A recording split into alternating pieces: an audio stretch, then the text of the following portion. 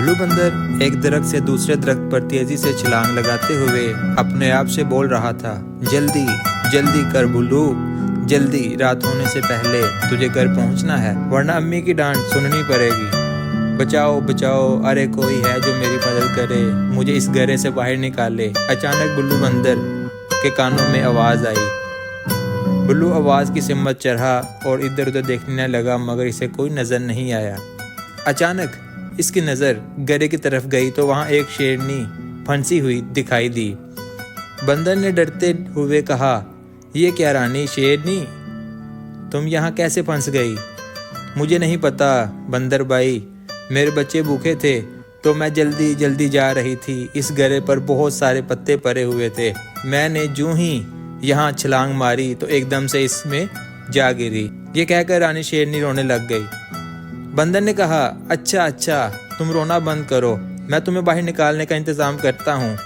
बंदर कुछ ही देर में कहीं से रस्सी ढूंढ लाया और कहा, ये लो, इसे मजबूती से पकड़ो और बाहर आ जाओ। कुछ ही देर बाद शेरनी बाहर आ गई।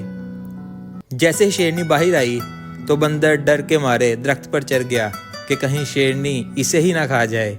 रानी शेरनी ने कहा, अरे बंदर भैया, तुम मुझसे क्यों डर रहे हो? तुमने तो मेरी जान बचाई है, मैं तुम्हें शुक्रिया कहती हूँ। मैं तुम्हारा ये एहसान कभी नहीं भूलूंगी। आज से हम दोस्त हैं। तुम्हें जब भी मेरी ज़रूरत पड़ेगी मैं ज़रूर तुम्हारी मदद करूँगी। बंदर ने कहा, अच्छा, अब मुझे जाना होगा, मेरी अम्मी मेरा इंतज़ार कर रही होगी।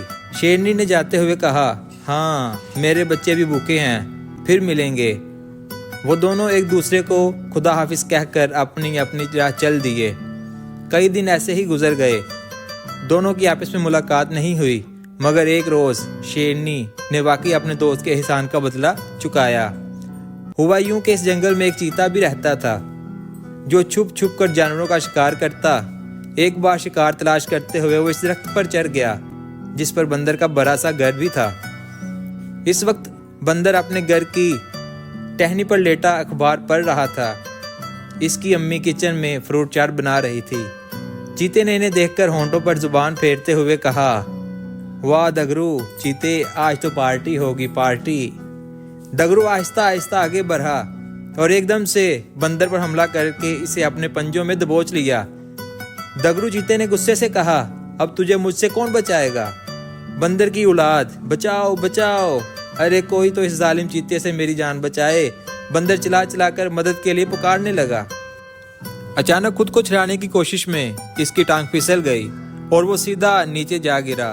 दगरू चीता भी फौरन छलांग मारकर नीचे आ गया और आहिस्ता आहिस्ता बंदर के पास आते हुए कहने लगा, अब तो तुम्हारी टांग भी टूट गई, भाग भी नहीं सकते तुम। लेकिन अचानक से दगरू रुक गया और डरते हुए कहने लगा, रानी, तुम मेरे रास्ते से हट जाओ। रानी ने कहा, नहीं नहीं हटूंगी। तुम्हें नहीं पता तुमने किस पर हमला किया है? मेरे दोस्त पर हमला किया है। बंदर मेरा दोस्त है, एक बार इसने मेरी जान बचाई थी। फिर रानी ने दगरू को बहुत मारा, इतना मारा कि वो दुम दबाकर वहां से भाग गया। बिल्लू बंदर ने रानी शेरनी का शुक्रिया अदा किया। रानी ने बंदर से कहा, अरे नहीं बंदर भाई, ये तो मेरा फर्ज था। प्यारे नाजरीन, इस कहानी से हमें सबक मिला कि अपने दोस्तों को कभी भी मुश्किल हालात में नहीं छोड़ना चाहिए, इनकी मदद करनी चाहिए, चाहे जितनी ही बड़ी मुश्किल क्यों ना हो, हमेशा इनका साथ देना चाहिए। उम्मीद करते हैं कि हमारी ये वीडियो आपको पसंद आई होगी। इंशाल्लाह बहुत जल्द आपकी खिदमत में नई कहानी के साथ हाजिर होंगे। तब तक के लिए अल्लाह हाफिज।